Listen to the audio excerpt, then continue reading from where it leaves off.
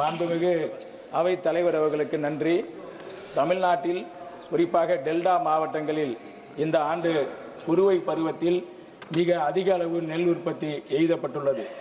நெல் கொள்முதல் கடந்த ஆண்டு 2024-25 ஆண்டினுடைய 4.81 லட்சம் மெட்ரிக் டன்னில் இருந்து இந்த ஆண்டு 14.11 லட்சம் மெட்ரிக் டன்னாக உயர்ந்துள்ளது. இது தமிழ்நாட்டின் வரலாற்றில் குறுவை பருவத்தில் நெல் கொள்முதலில் புதிய சாதனையாகும். காவிரி டெல்டா குறிப்பாக விவசாயிகளுடைய முக்கியமான கோரிக்கை நெல்லினுடைய ஈரப்பதம் அளவை 17% 22% உயர்த்த வேண்டும் என்று எங்களுடைய முக்கியமான கோரிக்கை. மேலும் ஒவ்வொரு ஆண்டும் இந்த கோரிக்கை மாநில அரசின் சார்பிலே வைக்கப்படுகிறது. ஒன்றிய அரசு அங்கே ஒரு ஆய்வுக்குழுவை அனுப்புகிறது. ஆனால் எங்களுடைய கோரிக்கை ஏற்கப்படவில்லை.